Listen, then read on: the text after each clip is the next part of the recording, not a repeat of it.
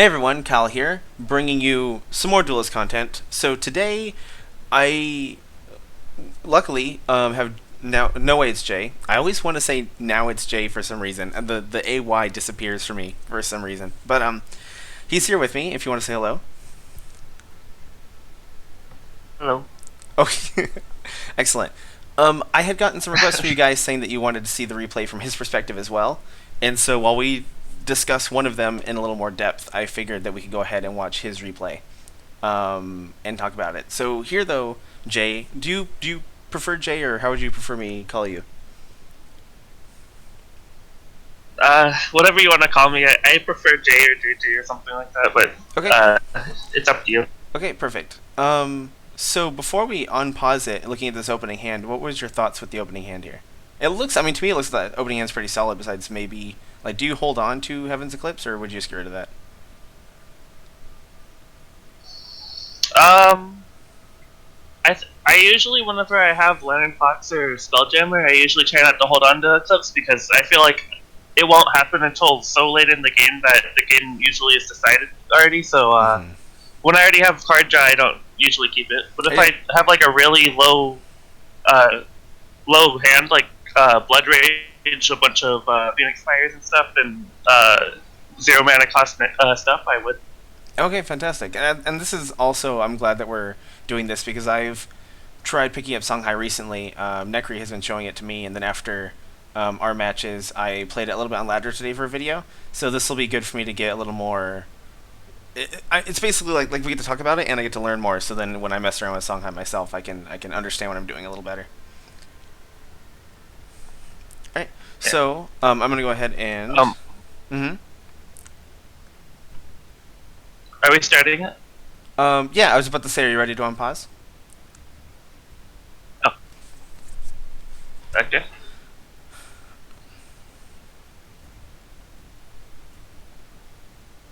So. Oh, and I replaced Testboy because I usually don't like to keep Testboy going second, and I didn't need it.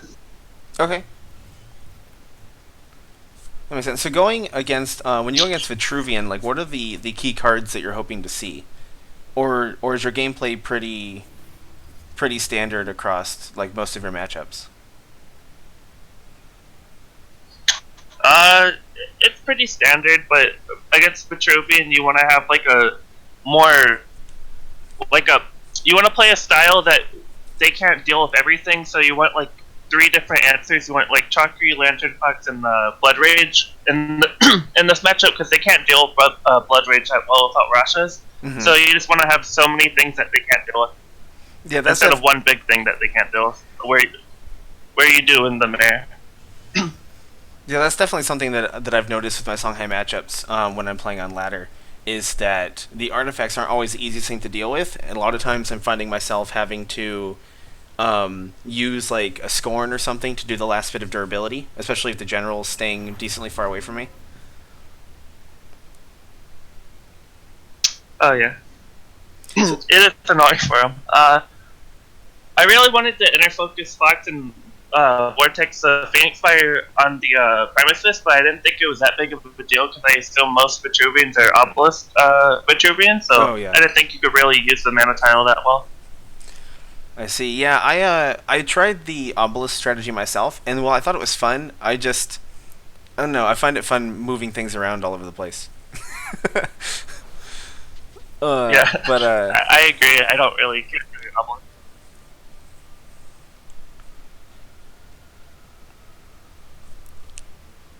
And then one thing, since my turn, I seem to be taking a little bit of time too.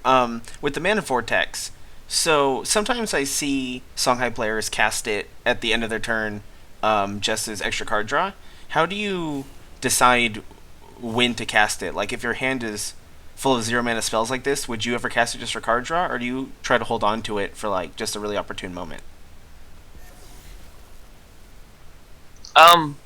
So for a hand, now that I replaced Killing Edge, Mm-hmm. I would probably keep it for next turn because I could actually use it for ramp. But if I know I can't use it next turn to actually ramp, I'll just use it to draw. But for example, if I'm like on my 3 mana turn now and I have a 4-wind and my Bloodborne spell is coming up, I'll hold it so that on my 4 mana turn I can 4-wind in Bloodborne spell. That makes sense. Fantastic. And then of course you get the two procs on the 4 winds Magi because of it. Yep. So yeah, I just usually use it for draw if I can't rep it.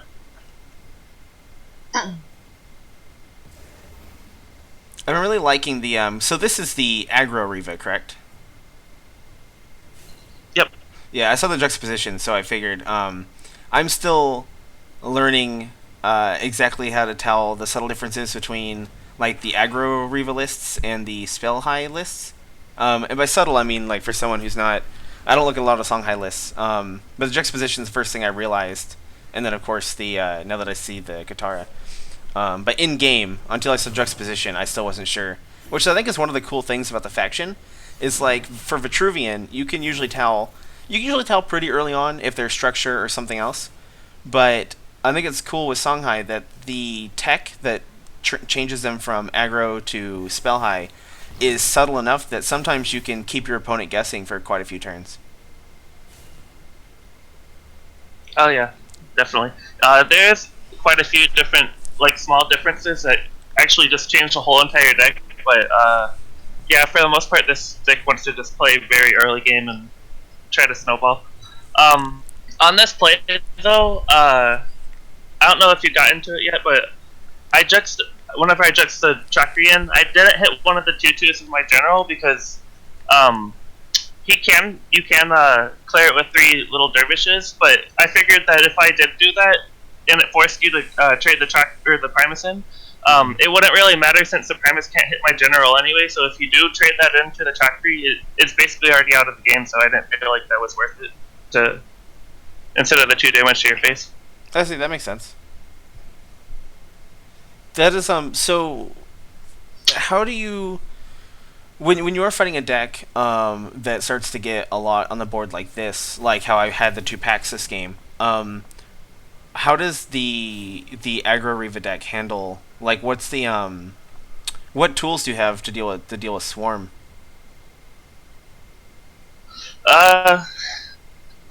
It depends how much board control they have, but if they have something like this where it's gonna take forever and waste a lot of damage just to clear it all, I'll usually just try and YOLO and hope I can kill them. That makes sense. And then, like you were saying, force your opponent to sacrifice their own things for you, killing like the Chakri avatars. Yeah. Like here, I let you get a free trade with 3 dervishes, but it'd be the same thing with the Primus anyway, since the Primus doesn't really matter right now. Mm-hmm. I mean, and like you were If saying, I killed what? Oh, sorry, yeah. Oh no, you go ahead. I was saying, and like you were saying, yeah, like going YOLO, I can see how that still works out for you because like I'm down to 10 health already, just like out of nowhere, you know. Yeah. Then you just gotta hope you top deck damage, but unfortunately I didn't get that much. Oh, and right here, I really wanted to keep 4 wins because it like helps me get 1 extra turn maybe in the future, but I didn't think that it was gonna be more damage than Katara would be. Yeah. With the I figured it was the best thing to get rid of this turn.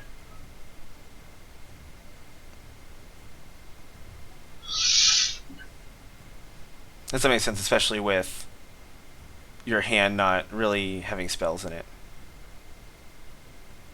Yeah. What are you thinking on your side of this?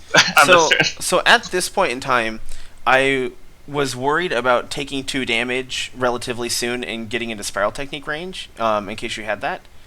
And I wanted to try and set minions up in a way. I probably shouldn't have attacked with that 2/2 Dervish like I did, because if Kron hadn't spawned the minion where it was, it just gives you more places to place minions more favorably. But my main worry here was just trying to get you bottled in such a way that, and then locked down with a provoke, so that you couldn't just play something and then inner focus it over to me, like a Lantern Fox. So that was mainly what I was thinking. I just wanted to make sure that if you played it, you either were going to have to hit the 3/3, and then it wouldn't be able to get around the minions, or it would have to be played next to a provoke. Something like that, just to keep you in place if you had to answer for Kron. I don't know if I explained that very Oh well. yeah, that's a good idea. Yeah, no, you did. I think I would have kept the dervish around too, but I see why you would in case like some crazy ghost lightning turn comes out. Yeah, the main reason why I attacked the dervish, and then I didn't think about it until after I played Kron that I shouldn't have, was because since I was already down to 10, I wanted to try to push as much damage as possible to see if I could get you to back off, but that was obviously not going to happen from just 2 damage.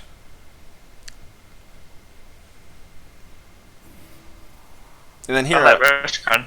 yeah, even though people aren't too into the whole Kron thing anymore, I still think at least in this deck he works out pretty well. I've never really had him do me wrong. Yeah, he's pretty good still. Mm-hmm. Like the main purpose he had was just getting a lot of value and provoking your opponent, so he still does it just slightly worse. Yeah, there are, pardon me, Oh. there are some games that I've won with him. I probably, and here also I realized I should use my Bloodborne spell and then move backwards, but I had some nerves going on since I had just been coming off a first loss. Um, but with Kron, there definitely been some games on ladder where I've won in a late game situation by just playing Kron somewhere behind me and just cycling every turn and having the 2/2 slowly whittle down the opponent and their minions. Yeah, he does it really well. He's very annoying still, but the problem I had was he's basically the same against Songhai because 4 HP is so hard to deal with, but when he was 6 HP, you dealt with him the same way with Killing Edge on a 2/4 minion, which killed him the same way. Yeah. But yeah, he's still really strong against Songhai. Against what? I'm sorry. You did cut out a little bit there at the end. Oh, I was just saying he is still strong. Yeah, And I definitely. I ended up passing here because I figured I needed my Bloodborne spell next turn for inner focus play or something, and I kept it on just because it would die anyway to 3/2.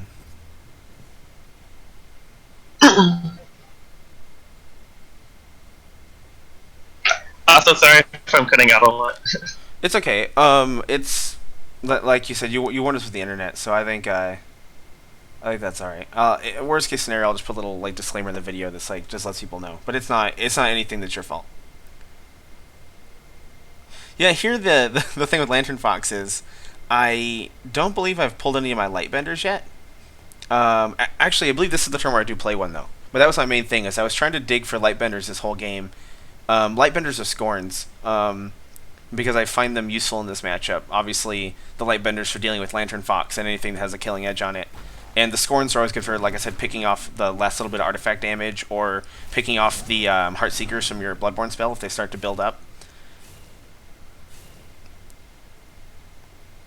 And the flying minion, I placed over here in the corner. Oh yeah. Just because I figured, since you do have ranged inner focus minions, if you were able to pull out like a Twin Strike or some kind of buffed Ghost Lightning, if that was in here, like if you had the artifact in Ghost Lightning or something, I wanted to. Granted, I guess I would also kill the 2/2 with flying, if it was Ghost Lightning specifically. But I wanted to have him around just in case I needed to fly over and deal with something that you like inner focused away or Mist Dragon sealed. Oh yeah, it's a better way to keep it safe since it's flying and it can do all that stuff. So that's good of you. Yeah, and it being a 2/2, I mean, it's not. Same thing with the Dervish attack. Oh, I'm sorry. Yeah. I was just hoping for inner focus there. But go on. So that game, it was. Yeah, I'm just trying to think. I definitely feel like that game. I'm glad that we chose that one because there was a lot of stuff we got to talk about from the Songhai perspective. Which is something that I had personally also wondered, and me and Nekri had talked about, and that is like what the game plan is from the Songhai's perspective when your opponent's able to get a lot on the board pretty early, and how you deal with the provokes. So in this deck, I don't believe. Actually, I could be wrong. In aggro Riva, is there Onyx Bear Seal?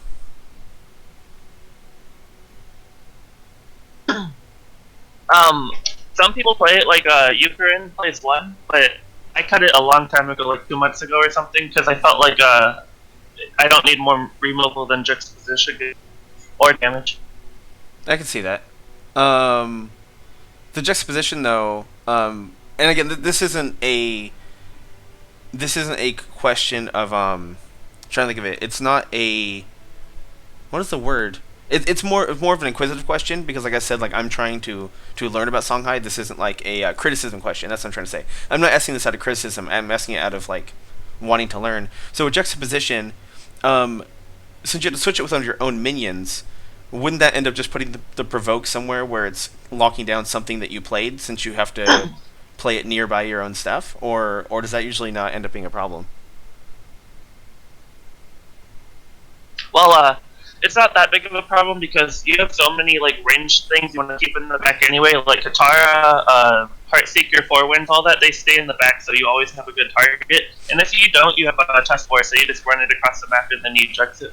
Oh, okay, yeah, no, that's very true. That is very true. Now that you point that out, I've been messing a lot with the spell high lists, where I do have things in the back, but just not as much. Like that, there isn't Katara and things like that. Though I am playing with Key Beholder, so but I hadn't thought about that. That makes a lot of sense. My brain, I've always been Abyssian, Magmar, Vitruvian, so my brain is always thinking about big minions and them like being on the front line. So that's good. That's good to explain. When I'm trying to play, because I want to try the aggro Reva list myself eventually, and that is good to know. Let's see. Is there anything else since the game was decently short? Is there anything else that you wanted to touch on that we didn't get a chance to talk about, even if it's about the matchup in general? Uh, Pax is a really big decider in that matchup, but Mm-hmm. I think you had a really neat deck against it. Like you had a lot of techs and good stuff against it to help do it because it's usually not that bad nowadays against that. I usually can beat them real easily, but your deck was pretty well. Thank you. I really appreciate that. I and this deck was kind of like a not like an accident. Like I was trying to make a good deck, but what happened was I've been playing Sabotage, and Sabotage wasn't completely doing it for me anymore because I had just come back from being gone for 2 months, just because of some personal stuff, and it just wasn't fulfilling the role. And I was looking at the like a tempo Xerix that was going around, at least on one of the Discord channels, and I didn't like a lot of the cards in it. And because like I said, I'm a bit of a Timmy. I don't know if people watching this don't know that term. It's a Magic the Gathering term that refers to somebody who likes to play just really big, cool minions. So I just took the tempo Xerix list and then took out some of the cards I didn't like as much, and then put in I put in cards from the Sabo list that I felt like could make sense, and that's why I've called it Tempo Sabo, because it was really just me looking at the two lists and just kind of like shoving them together till something worked, and it ended up being a lot of fun. Oh yeah, it's unfortunate about what happened to Zinrui though for Yeah, Sabotage. actually, to be honest, I'm kind of okay with it because in this list particularly, I had Kron, Nimbus, and Zenrui all fighting for the 5-drop slot, but then I had only healer on the 6. And sometimes on 6 mana, if my opponent had a really big hand and I was expecting like an Egg Morph or Juxtaposition or something like that to be in their hand, I didn't necessarily want to play the healer because if they had a way to deal with her, I would just completely lose a turn. And so now moving Zenrui up to 6 mana has actually made my 6 mana drops more flexible. And him gaining the health has made him a little harder to remove because he hasn't just died to a single Phoenix Fire anymore, or Voth with one Bloodborne spell. So it's actually ended up helping me, to some degree. There are definitely those games where I'm on 5 mana and I'm like, oh, there's a Lantern Fox. If only I had Zenrui on 5 mana, but it actually kind of hasn't been too bad. Yeah, that's when you play Rife to ramp up to 6. No, I'm just kidding. It is kind of better sometimes, but like obviously it's worse. But Yeah, like as a surprise factor, it's better. Like nobody plays around it now. yeah. I've definitely had a few times where I've been on ladder and I've played Kron and they've done like the confused emote because they're like, wait, Kron, why is he here? Um, but excellent. Yeah, it's the games were a lot of fun. I just want to take a second to thank you again for playing them with me. I mean, it was an honor because you're someone that I've seen since I first got into the game, and to be able to play some games against you that were really close and exciting. Like that easily could have gone, 1-2 for me or 2-1 for you, like it ended up going. And hopefully in the future we can do it again because I I had a lot of fun. It's nice to play against somebody where I really have to think, and it was awesome. So thank you again. You're welcome. Those games are my favorite too. Whenever you have to think and stress yourself.